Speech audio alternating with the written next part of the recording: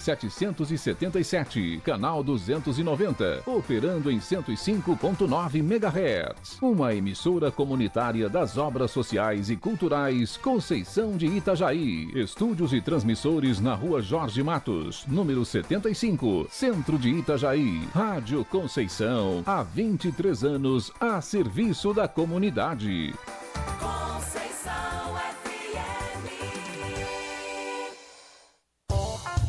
A partir de agora, na Rádio Conceição FM, programa Educação pela Fé. Apresentação, professora Jerusa Coelho.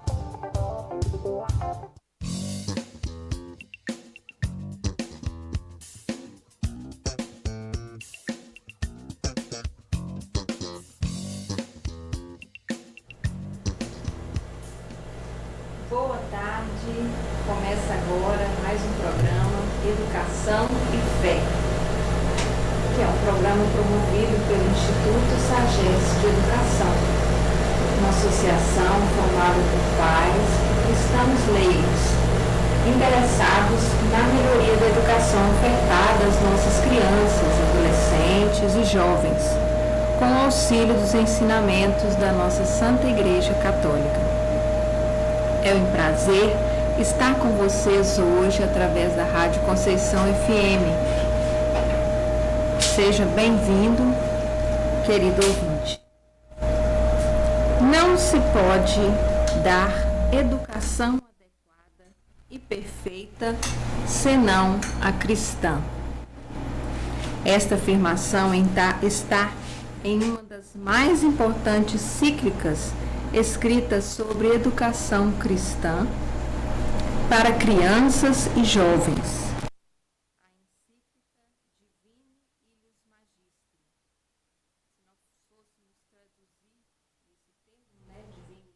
Magistre do latim para o português ficaria aproximadamente daquele divino mestre, porque é o nosso divino mestre Jesus que vem dizer como é que nós devemos educar.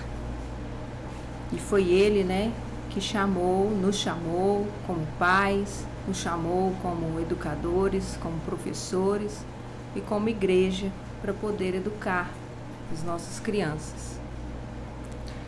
Esse documento ele é chamado também de Carta Magna da Educação Católica.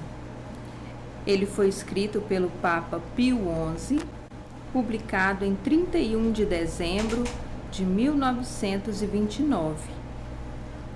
E apesar dele ter sido publicado aí, há um século, quase, ele se conserva mais do que atual nos dias de hoje, porque as reflexões, os problemas que culminaram com a publicação dessa encíclica, esses mesmos problemas que originaram os problemas que nós vivemos na educação hoje. Então, algumas coisas que nós vamos refletir aqui, que o Papa, escreveu naquela época, realmente estão se concretizando nos dias de hoje. O alerta que ele fez naquela época, nós podemos perceber hoje esses acontecimentos e essa permanente atualidade desse documento. Então vamos conversar um pouco mais a fundo sobre este documento e entender por que a nossa educação está em crise, que é uma crise de objetivo, uma crise de princípio e, por consequência, crise de metodologia e de resultados. Mas, para quem foi escrito este documento? Nós podemos pensar, foi escrito para os bispos, para o magistério da igreja, para os fiéis, ok, mas qual foi o direcionamento? É importante a gente buscar essa informação. E ela está no próprio documento. Assim está escrito: deste modo, fazendo-nos eco do Divino Mestre, temos dirigido salutares palavras, ora de advertência, ora de incitamento, ora de direção, não só aos jovens e aos educadores, mas também aos pais e mães de família, acerca de vários problemas da educação cristã, com aquela solicitude que convém ao Pai comum de todos os fiéis, e com a oportuna e importuna insistência que é própria do ofício pastoral.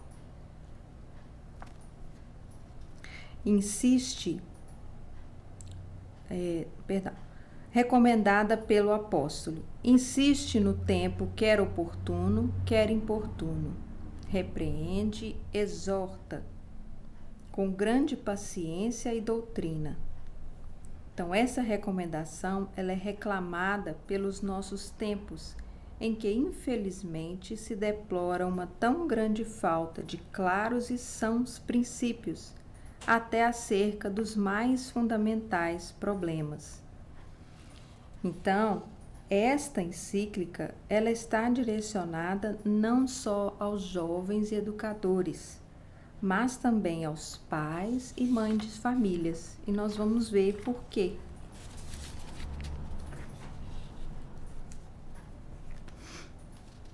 Continuando, o texto aponta para o problema maior da educação, que é muito atual. Na verdade, nunca como nos tempos presentes se discutiu tanto acerca da educação. Por isso se multiplicam os mestres de novas teorias pedagógicas, se escogitam, se propõem e discutem métodos e meios, não só para facilitar, mas também para criar uma nova educação de infalível eficácia, que possa preparar as novas gerações para a suspirada felicidade terrena. Então nós vemos, nós podemos ver quantas metodologias, quantas maneiras de educar que a todo momento, nós somos bombardeados. São novas teorias pedagógicas que surgem, novos métodos, novos modelos, todos querendo chegar, alcançar, a essa eficácia na educação. E nós vemos, infelizmente, que, na verdade, a educação ela tem ficado cada vez mais ineficaz, E nós vamos continuar aqui para entender o porquê. Uma das coisas aqui já está sinalizada, é essa busca em preparar as novas gerações para uma felicidade terrena. Não que nós não devemos buscar, viver bem aqui neste mundo, mas colocar todo o objetivo da educação, toda a busca apenas na felicidade aqui na Terra, nós vamos ver, vocês vão poder concluir ao final desse programa que não vai gerar resultados. É que os homens criados por Deus, à sua imagem e semelhança, e destinados para Ele perfeição infinita, assim como notam a insuficiência dos bens terrestres para a verdadeira felicidade dos indivíduos e dos povos, assim também sentem em si mais vivo o estímulo infundido pelo Criador na mesma natureza racional, para uma perfeição mais alta, e querem consegui-la principalmente com a educação. Todavia, muitos deles, quase insistindo excessivamente no sentido etimológico da palavra, pretendem derivá-la da própria natureza humana e atuá-la só com as suas forças. Daqui o errarem facilmente nisto, pois que se concentram e imobilizam em si mesmos, atacando-se, ou seja, lançando-se exclusivamente às coisas terrenas e temporais, em vez de dirigirem o alvo para Deus, primeiro princípio e último fim de todo o universo. Desta maneira será a sua agitação contínua e incessante, enquanto não voltarem os olhos e os esforços para a única meta da perfeição, Deus, segundo a profunda sentença de Santo Agostinho. Criaste-nos, Senhor, para vós, e o nosso coração está inquieto, enquanto não repousa em vós. Ou seja, todos nós, consciente ou inconscientemente, nós almejamos alcançar a perfeição que só pode vir de Deus. Então, uma educação que não mostra esse caminho é uma educação fadada à ineficácia. Então, a educação perfeita, ela deve ter em vista esta vida terrena, a felicidade possível neste mundo. Porém, isso só é possível tendo como objetivo a educação das almas para Deus. Esta encíclica, ela foi dividida por perguntas, as quais nós vamos discutir aqui para entender por completo a importância deste documento para a educação em geral e para a nossa vida e o futuro de nossas crianças e nossa sociedade. Que perguntas são essas? A quem pertence a educação? É a primeira pergunta. Depois nós temos: quem são os sujeitos a serem educados? Então, a quem pertence, quem educa, quem são os sujeitos a serem educados? Como deve ser o ambiente da educação? E, por fim, qual a finalidade da educação cristã?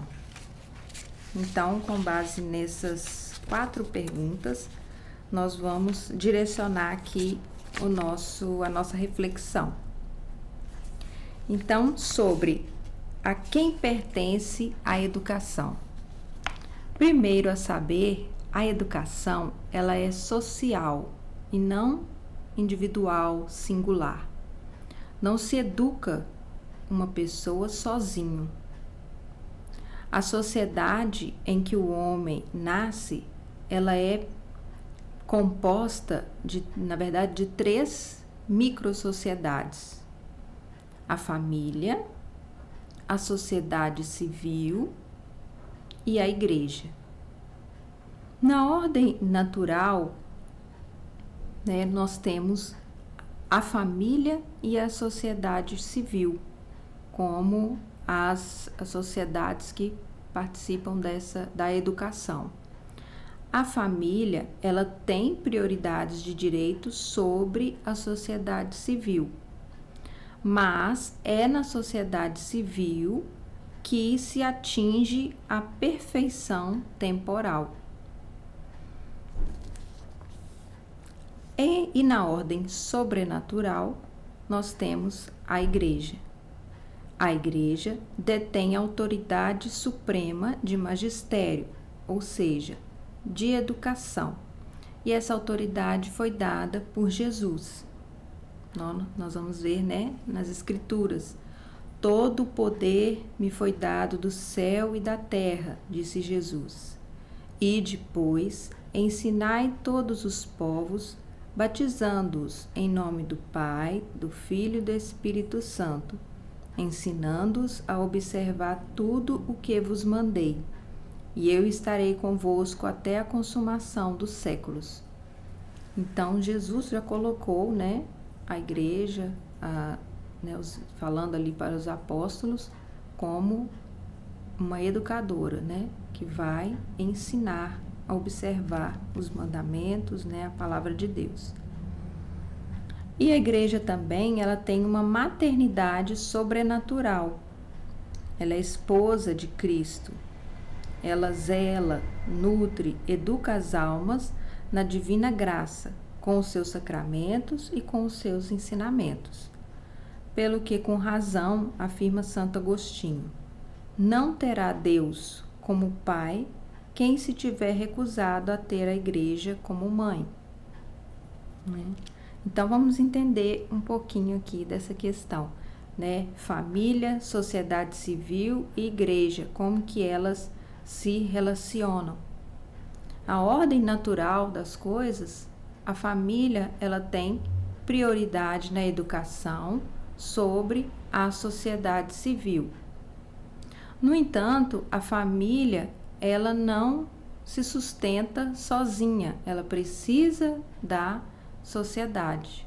Então, uma depende da outra, né? A educação começa na família e é salutar, né? É bom que se tenha uma sociedade que sustente essa família para que ela possa educar da maneira correta, da maneira mais eficaz. E a igreja que mantém, né, o seu magistério, a sua educação, também para que família e sociedade possam formar, né, essas crianças, esses adolescentes, esses jovens, ali tendo como um pilar a educação da igreja, tendo a igreja que vai também sustentar toda essa dinâmica. E como que a igreja vai atuar?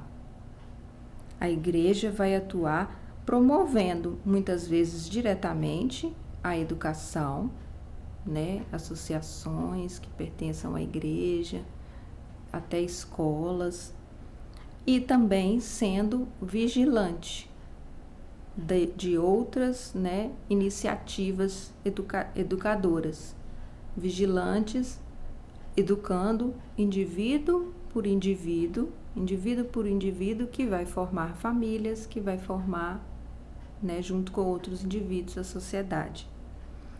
É, pois, com pleno direito que a igreja promove as letras, as ciências e as artes, enquanto necessárias ou úteis à educação cristã, e a toda a sua obra para a salvação das almas, fundando e mantendo até escolas e instituições próprias, em todo gênero de disciplina e em todo grau de cultura. E a vigilância da igreja.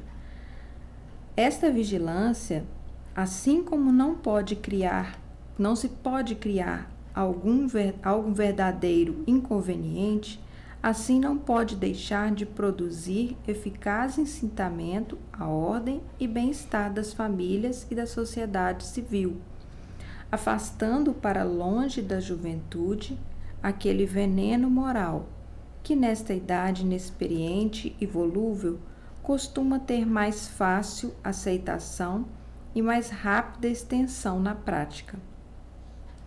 Pois que, sem a reta instrução religiosa e moral, como adverte Leão XIII, toda a cultura dos espíritos será doentia.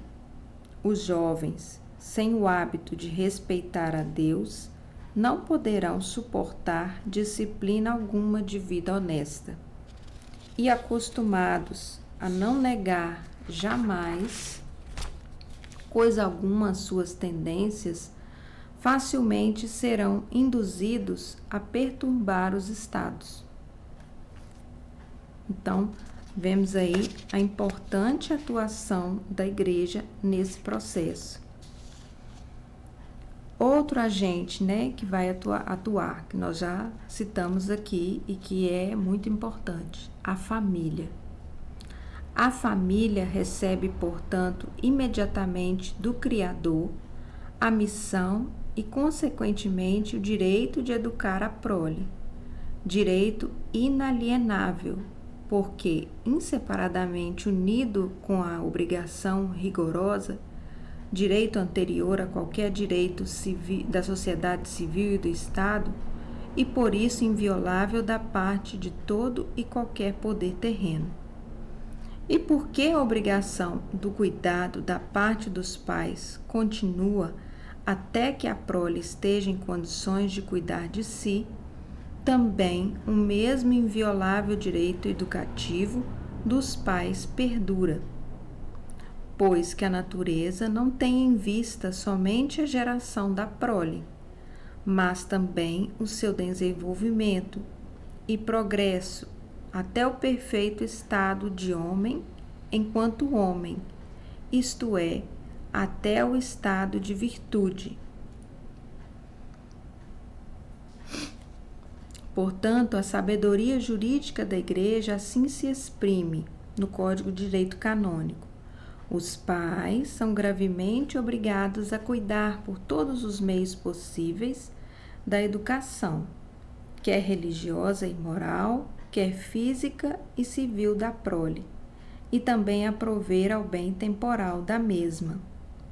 Por isso que nós vimos ali que essa encíclica, ela fala de educação e ela fala muito para pais e mães, porque tudo começa na família, tudo começa em casa, e os pais são gravemente obrigados a cuidar por todos os meios possíveis da educação de seus filhos.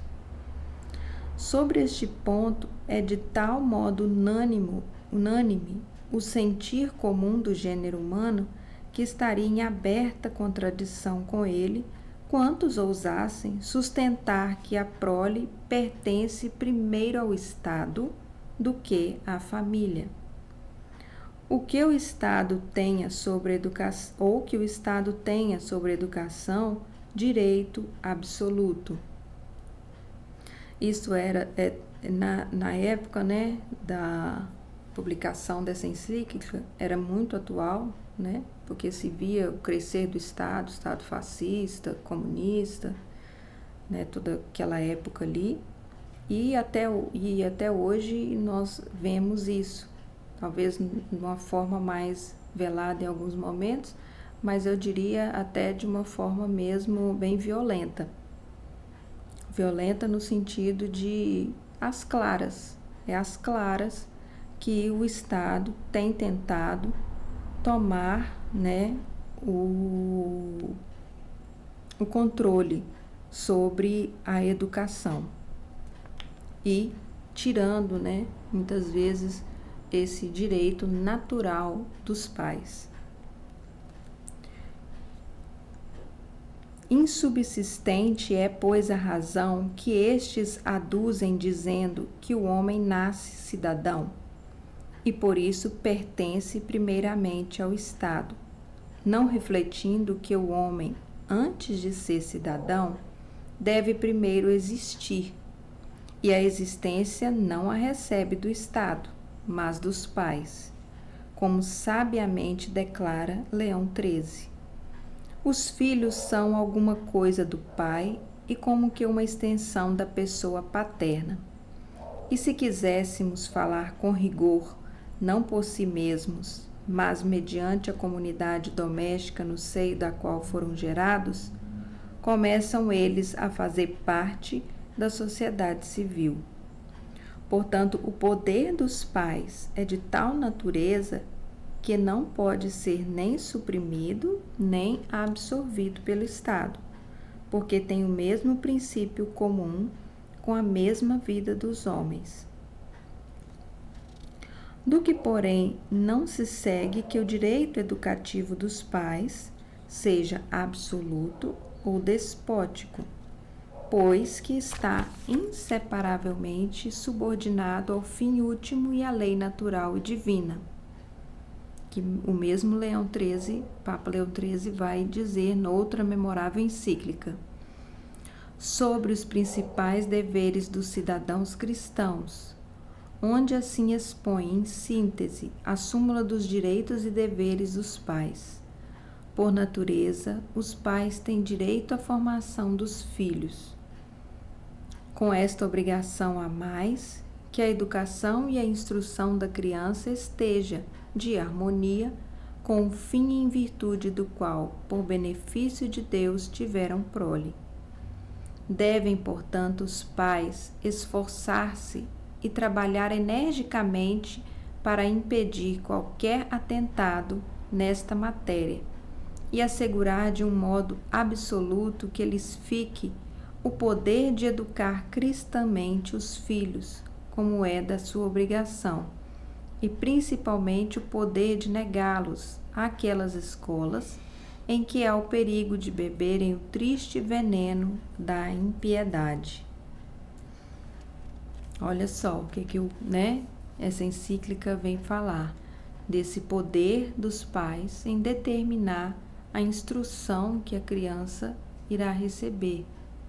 E a igreja exorta, para que os pais que devem educar cristamente os filhos, que eles possam até mesmo se negar, a colocar as crianças em escolas em que se percebe o perigo de beberem o triste veneno da impiedade, ou seja, de se desviarem da fé. Outra figura importante, é o Estado. A sociedade civil se organiza e nós temos aí a figura do Estado. Ao Estado compete promover o bem comum e temporal, através da educação cívica ou através de uma educação militar. Mas vamos ver como que a encíclica coloca o papel do Estado, que é um papel importante, é um papel necessário, A sociedade civil ela precisa dessa organização, mas existem limites e existe uma necessidade de haver uma colaboração entre igreja, Estado e família. Dupla é, portanto, a função da autoridade civil que reside no Estado: proteger e promover, e de modo nenhum absorver a família e o indivíduo, ou substituir-se-lhes. Portanto, relativamente à educação, é direito, ou melhor, é dever do Estado proteger com as suas leis o direito anterior da família sobre a educação cristã da prole e, por consequência, respeitar o direito sobrenatural da Igreja a tal educação cristã. De um modo semelhante, pertence ao Estado proteger o mesmo direito da prole quando viesse a faltar, física ou moralmente, a ação dos pais, por defeito, incapacidade ou indignidade, visto que o seu direito de educadores, como acima declaramos, não é absoluto ou despótico, mas depende da lei natural e divina, e por isso sujeito à autoridade e juízo da Igreja, e outrosim à vigilância e tutela jurídica do Estado, em ordem ao bem comum, tanto mais que a família não é sociedade perfeita, que tem em si todos os meios necessários ao seu aperfeiçoamento. Em tal caso, excepcional de resto, o Estado não se substitui à família, mas supre as deficiências e providência com os meios apropriados, sempre de harmonia com os direitos naturais da prole e com os sobrenaturais da Igreja. Então, o Estado ele tem uma obrigação que é complementar em relação à Igreja e à família. O Estado ele deveria estar aí, para apoiar, para suprir as deficiências e providenciar os meios necessários para que se fizesse, se promovesse a melhor educação, que é a educação cristã. Ele comenta aqui rapidinho que, no caso, da falta da família, o Estado entra aí, para suprir, mas tendo em vista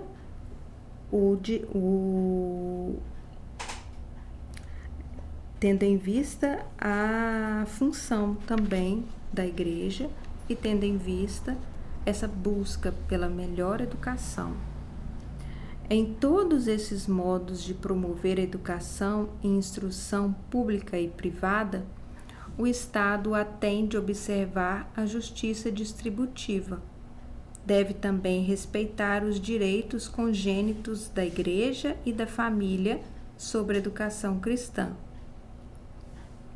Portanto, é injusto e ilícito todo o monopólio educativo ou escolástico que física ou moralmente constrinja as famílias a frequentar as escolas do Estado, contra as obrigações da consciência cristã, ou mesmo contra as suas legítimas preferências.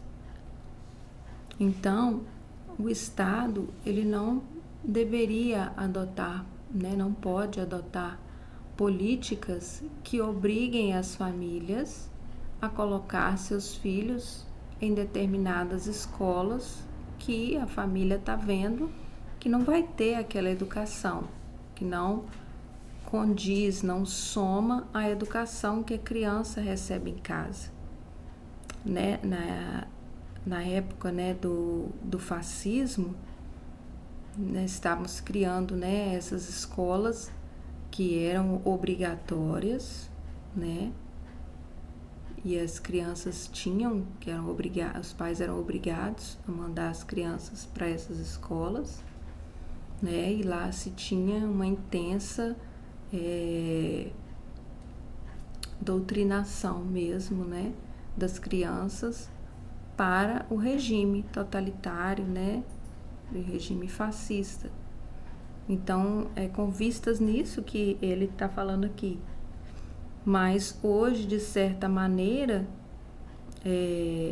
nós temos que estar atentos a isso também, porque muitas vezes falta opções, opções para nossos filhos, e cabe ao Estado ter políticas, que deixem, a educação cristã avançar, O Estado, ele não pode proibir as famílias de buscar uma educação cristã para seus filhos. Deve reinar entre os dois poderes uma ordenada harmonia, a qual é comparada e com razão àquela pela qual a alma e o corpo se unem no homem. Quão e qual grande esta seja, não se pode avaliar de outro modo senão refletindo, como dizemos, na natureza de um deles, atendendo à excelência e nobreza do fim, sendo próximos e propriamente ordenados, um para procurar o útil das coisas mortais e outro, pelo contrário, para procurar os bens celestes e, portanto, tudo o que há, de algum modo, sagrado nas coisas humanas. Tudo o que se refere à salvação das almas e o culto de Deus, quer seja tal por sua natureza, quer tal se considere em razão do fim a que tende, tudo isto está sujeito ao poder e às disposições da Igreja. O resto que fica na ordem civil e política é justo que dependa da autoridade civil. Jesus já disse que dê a César o que é de César e a Deus o que é de Deus.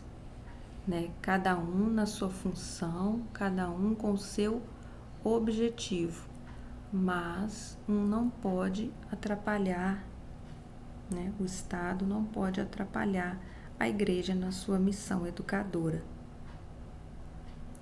Então, a Igreja, ela não é inimiga do Estado.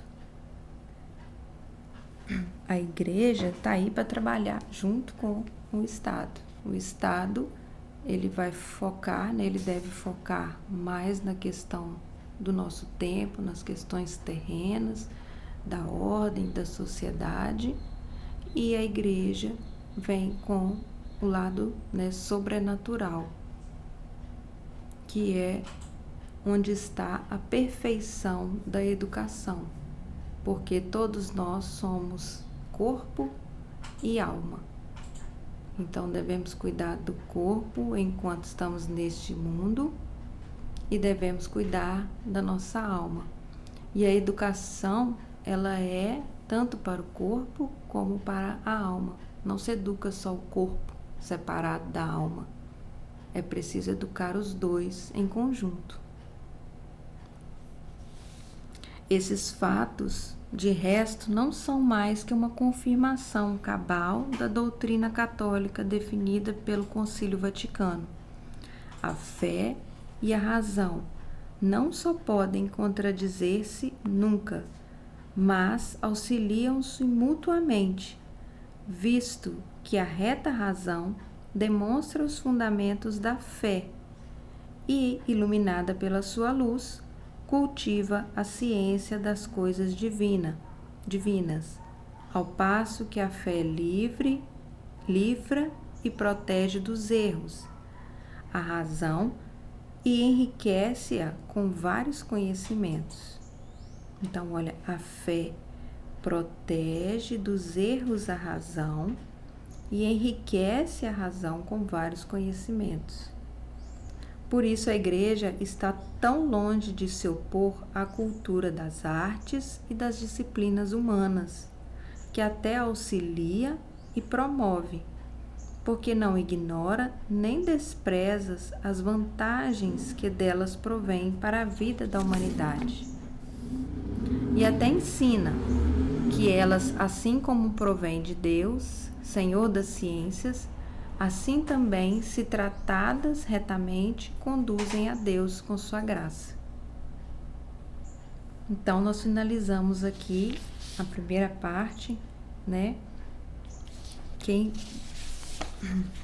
Respondendo, né, a nossa primeira perguntinha.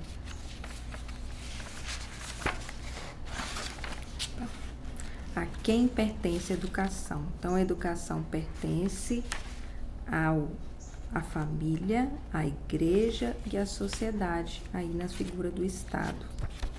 Todos são agentes da educação e todos devem conversar entre si. Vamos fazer um pequeno intervalo e voltamos.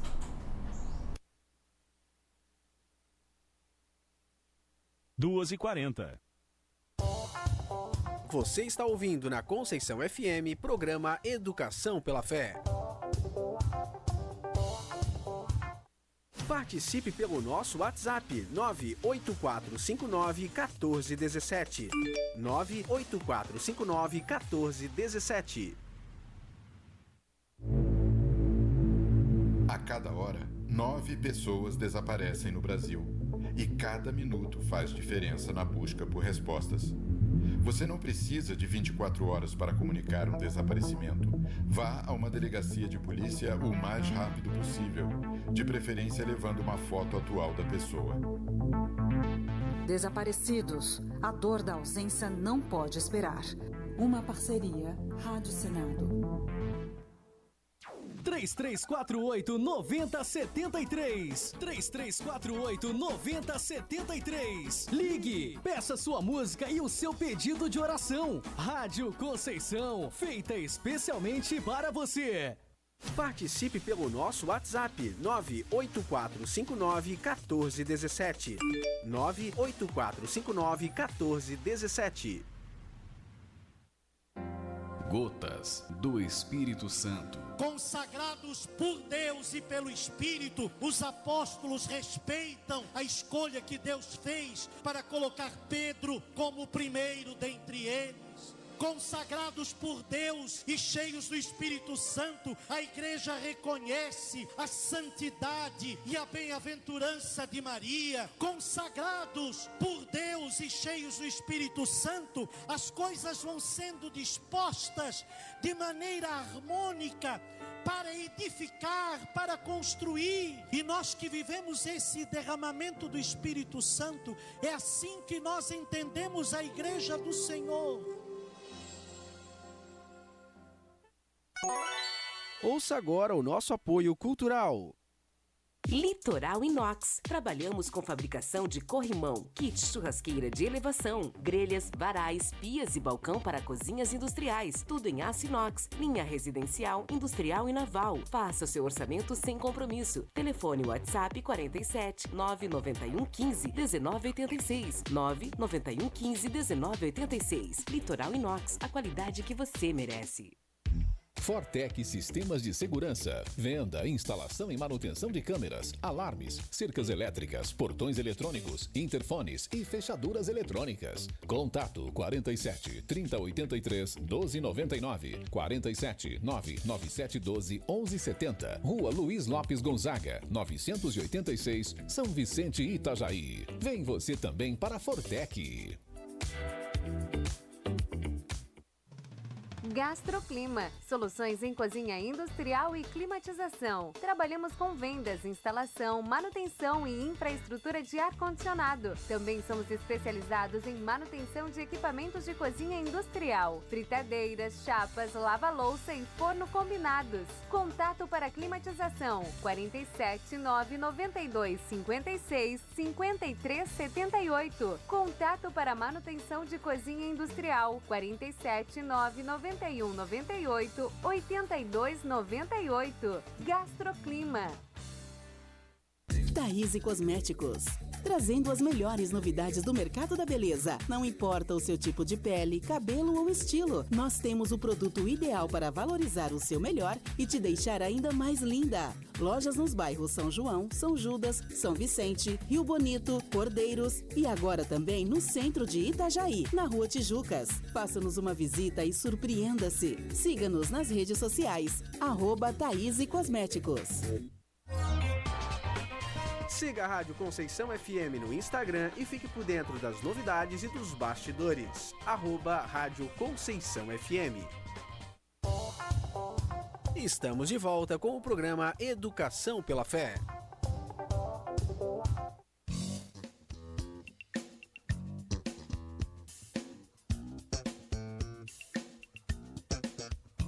Então, o nosso programa, hoje estamos falando sobre a encíclica Divini Illius Magistri, um documento muito importante que é conhecido como a Carta Magna da Educação Católica, né? Nós viemos alguns programas anteriores falando, né, que a educação cristã é a melhor educação que nós podemos oferecer para nossos filhos, né, para nós mesmos, porque nosso fim último, né, nosso objetivo de vida maior é estar em comunhão com Deus e um dia, né, podermos ressuscitar com Ele, né, e vivermos no céu. Então precisamos buscar a educação da nossa alma. A educação do nosso corpo é importante, mas devemos, sobretudo, buscar a educação da nossa alma. E se é o que queremos para nós mesmos, quanto mais é o que queremos para as nossas crianças, porque é na infância, né, na adolescência, nos primeiros anos de vida que nós melhor vamos conseguir, né, incutir esses valores, esses preceitos, esses princípios, né, para que durante toda a vida elas possam poder ter os elementos, né, que a farão, né, como mais filhos, né, do Senhor, como pessoas, né, virtuosas que vão formar a nossa sociedade.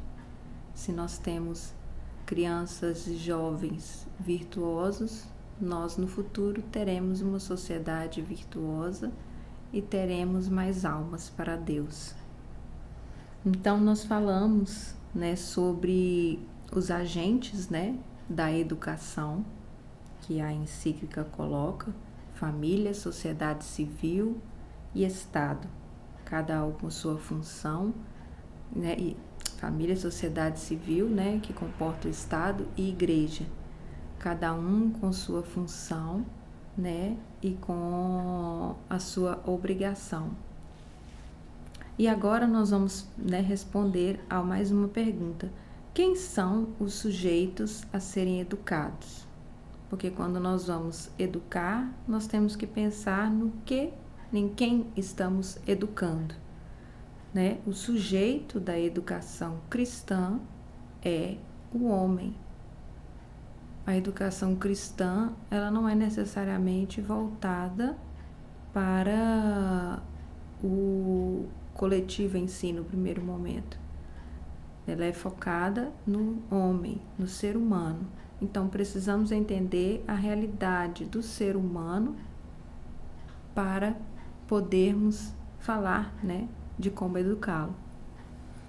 E o homem, ele tem as suas inclinações desordenadas desde o nascimento, por causa do pecado original.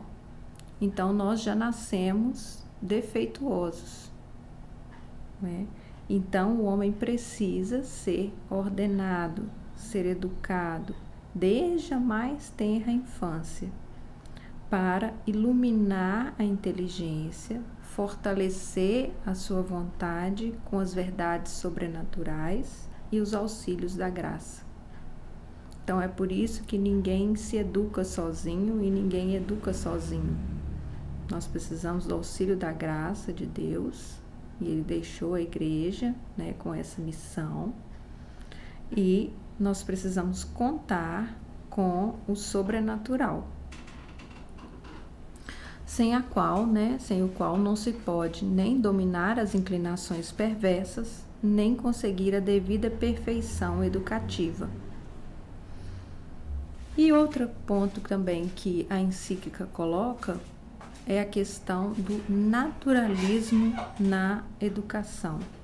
O naturalismo pedagógico é uma ideologia, por dizer assim, em que se considera exatamente o contrário do que eu falei. Considera-se que o homem nasce bom, que a criança deve ser deixada livre, que praticamente a criança se educa sozinha. Então, não se pode limitar a criança, não pode bloquear o desenvolvimento dessa criança, que deve ser livre por ser livre, como se até mesmo a criança fosse dotada de mais sabedoria do que o educador. Ele coloca, é falso, portanto, todo naturalismo pedagógico na educação da juventude, que exclui ou menospreza por todos os meios a formação natural cristã. É também errado todo o método de educação que no todo ou em parte se funda sobre a negação ou esquecimento do pecado original e da graça, e por consequente, unicamente sobre as forças da natureza humana. Então, no naturalismo, o ser humano é colocado ali no centro da educação.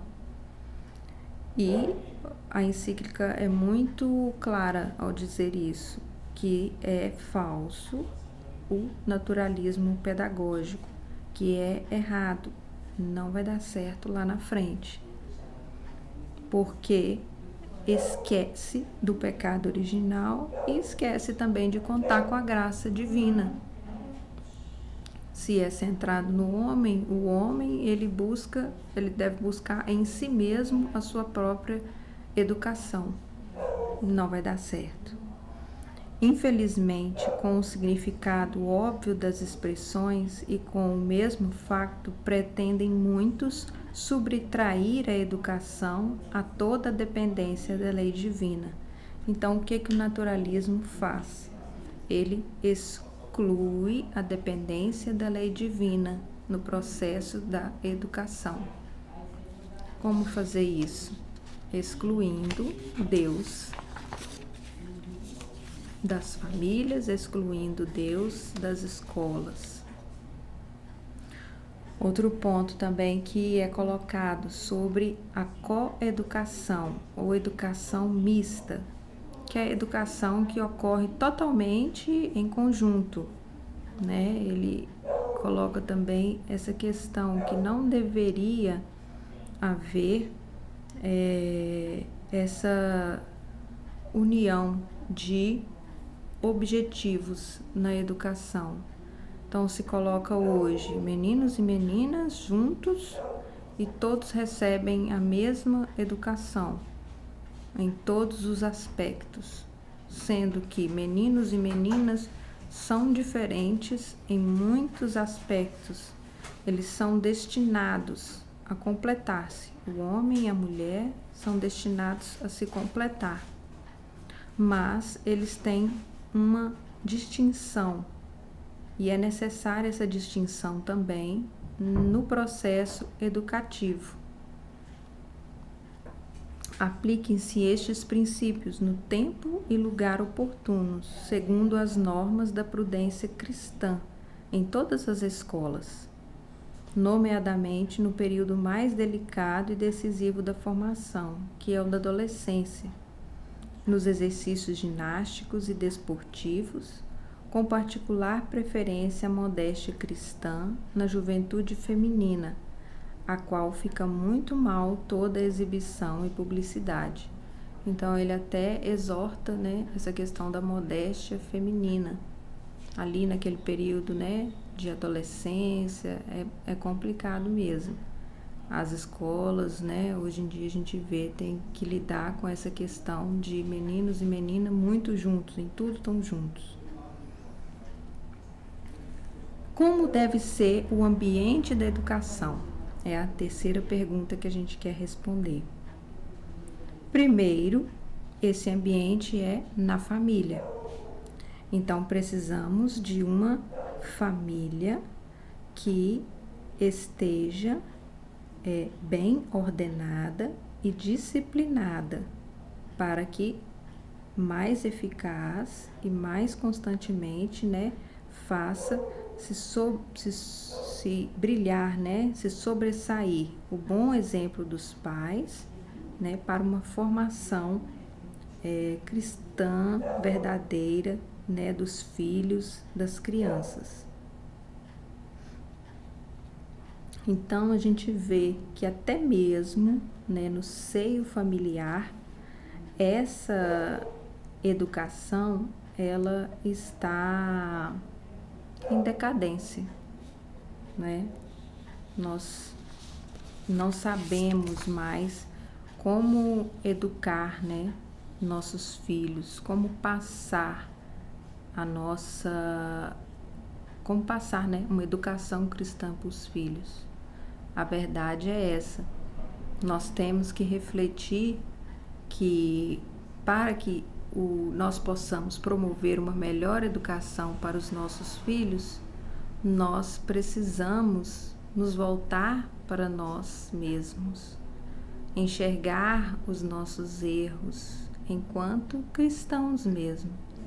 Temos que buscar ser cristãos melhores, ser católicos melhores, e aí sim nós vamos poder passar também de maneira mais eficaz, né, com mais atenção, essa educação para os nossos filhos, né? Desde lá do início do documento, ele fala que é obrigação, né, dos pais zelar por essa educação. Então, que façamos isso. Além da família, o ambiente da educação depois vai também para a igreja, que através dos seus sacramentos e ritos, né, faz todo um processo educativo também. E também a igreja, quando, né, ela apoia associações e escolas. E por final, né, o outro ambiente da educação que é muito, né, proeminente hoje é o das escolas propriamente ditas. Na escola, nós temos algumas coisas a que pensar. É necessário que as novas gerações sejam instruídas nas artes e disciplinas, com as quais aproveita e prospera a convivência civil. E sendo para esta obra a família por si só insuficiente, daí vem a instituição social da escola. Hoje nós vemos o crescimento da ideia de que a escola ela deve ser neutra e laica. Mas a encíclica ela vem falar justamente o contrário disso. A escola chamada neutra ou laica, onde é excluída a religião, é contrária aos princípios fundamentais da educação. Então, uma escola nesses moldes é praticamente impossível, porque de fato ela se torna irreligiosa. Depois é colocado também a questão, né, de que a escola ela não pode ser obrigatória. Ser assim, o Estado obrigar, né? Tem que ser naquela escola. Não. Os pais, eles têm o direito de procurar uma escola digna para os seus filhos. E ele também vem definir que uma escola não se torna conforme os direitos da igreja e da família cristã e digna de frequência dos alunos católicos, ou seja, uma escola ela não se torna católica pelo simples fato de que nela se ministre a instrução religiosa, o que é feito muitas vezes com bastante parcimônia. Então, uma escola ela não é católica simplesmente porque tem lá um ensino de religião católico naquela escola, mas todo o resto não é católico ou é neutro. Uma escola que se diz que tem educação católica em todos os momentos do seu processo educativo, ela deve ser católica. Então, para ser católica, toda a sua organização, mestres, programas, livros, todas as suas disciplinas têm que ser regidos pelo espírito cristão. E aí, para finalizar, nós temos, né, qual a finalidade da educação cristã? Bem, a finalidade, nós já falamos aqui, é o fim próprio e imediato da educação cristã, que é cooperar com a graça divina na formação do verdadeiro e perfeito cristão, isto é, formar o mesmo Cristo nos regenerados pelo batismo. Então, que nós possamos refletir, seria bom se você se interessou pelo assunto, você buscasse essa encíclica, fizesse a leitura dela, né? Infelizmente o nosso tempo aqui não permite a gente colocar assim todos os aspectos, né? E conversar mais sobre cada, né, parte dessa encíclica. Ela fala ainda bastante coisa que nós não conseguimos contemplar aqui, mas no geral é isso. Uma educação cristã é a educação mais perfeita para os nossos filhos. E essa encíclica, ela de uma forma bem prática, coloca como que nós devemos buscar essa educação cristã, enquanto família, enquanto sociedade, enquanto igreja. Eu fico por aqui, um grande abraço e espero por vocês no próximo programa.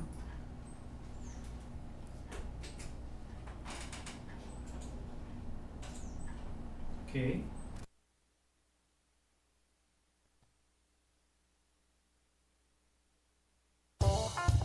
Você ouviu na Conceição FM programa Educação pela Fé. Apresentação, professora Jerusa Coelho.